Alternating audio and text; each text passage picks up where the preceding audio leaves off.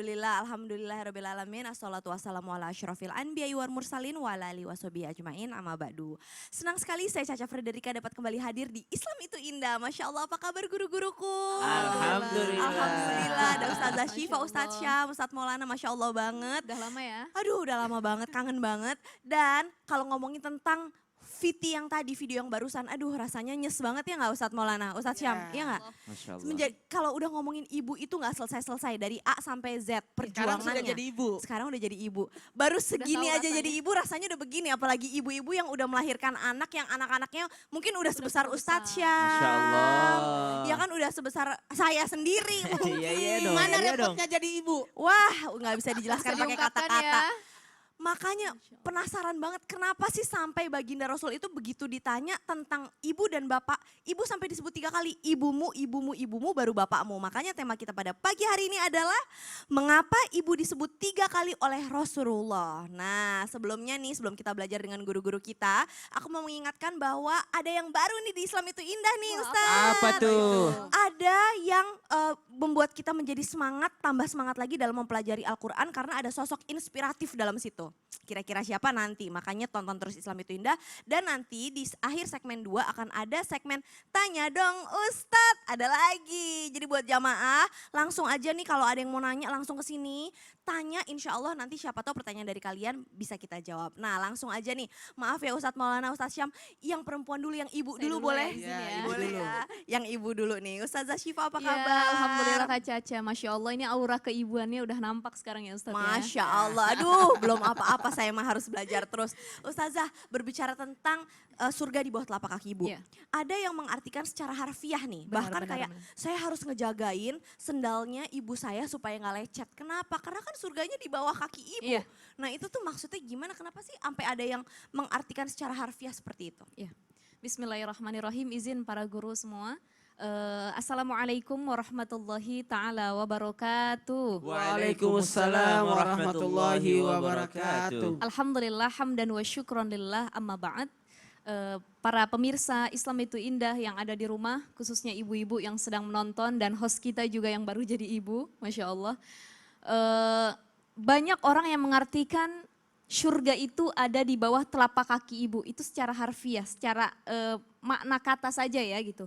Bahwa surga di bawah telapak kaki ibu, berarti surganya memang letaknya ada di kaki. Ada orang ketika ketemu ibunya dia cium kaki ibunya, kenapa? Karena surga di bawah telapak kaki ibu. Ada yang ketemu ibunya dia cuci kaki ibunya, setelah dia cuci air bekas cucian kakinya itu dia minum. Banyak kan yang seperti ini ya. Ketika ditanya kenapa engkau melakukan seperti itu? Karena surga ada di bawah telapak kaki ibu. Tapi sesungguhnya hadis ini jangan kita maknai bahwa surga itu letaknya di situ, tidak. Surga itu letaknya hanya Allah yang tahu di mananya, bukan di bawah telapak kaki ibu. Tapi makna yang sebenarnya adalah hadis yang banyak berkembang atau dikenal oleh masyarakat, al-jannatu tahta aqdamil ummahat. Ini anak-anak juga hafal gitu dengan hadis ini ya. Surga ada di bawah telapak kaki ibu. Nah, dalam bahasa Arab, dalam fiqhul lughah ada yang disebut dengan al-mushtarak, ada yang disebut dengan al-mutaradif. Nah, al-mutaradif itu adalah satu makna tapi beda kata. Berbeda dengan al-mushtarak itu satu kata, beda makna. Nah, ada hadis lain yang mengatakan al-jannatu tahta rijlaiha, bukan tahta aqdamil ummahat. Bagaimana disebutnya tahta rijlaiha? Ternyata kisahnya salah seorang sahabat Kak Caca namanya Jahimah. Ini datang kepada Rasulullah. Ya Rasulullah, wahai Rasulullah, aradtu an agzuwa. Aku ingin sekali berperang dengan engkau. Wa qad jitu astasyiruka. Aku pengen bermusyawarah, boleh nggak kira-kira ikut perang sama engkau?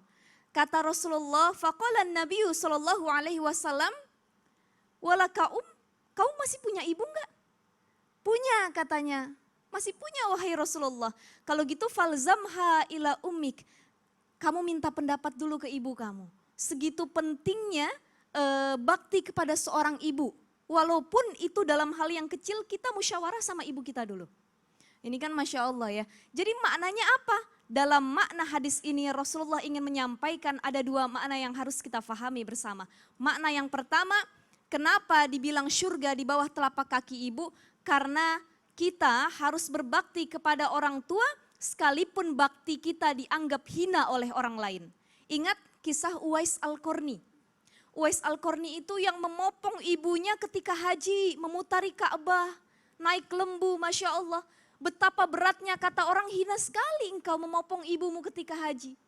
Capek ngurusin orang tua, ada yang orang tuanya tua renta Ustadz. Mohon maaf, diistinjain, dibersihin kotorannya di tempat tidur, kata orang itu hina. Tapi kehinaannya itu adalah bentuk bakti kepada orang tua. Jadi diibaratkan kaki ini kan ada di bawah, hina ya, sesuatu yang hina. Kaki ini sering nginjek debu. Kita anak harus bagaimana diri kita seperti debu di depan orang tua kita. Bahwa kita itu rendah, tidak punya apa-apa. Mendebukan diri kita ketika berbakti kepada orang tua. Itu makna yang pertama. Makna yang kedua dari hadis ini adalah jangan pernah berbakti kepada orang tua karena ingin dipuji oleh orang lain. Jadi berapa banyak orang berbakti kepada orang tua niatnya pengen dipuji. Ih, katanya anak soleh nih. Ngirim terus sama orang tua. Tidak, niatnya bukan seperti itu. Tapi niatnya adalah karena rahmah, kasih sayang. Wakhfid lahuma janaha dhulli minar rahmah. Kita merendahkan diri kita kepada orang tua kita dengan penuh rasa kasih sayang.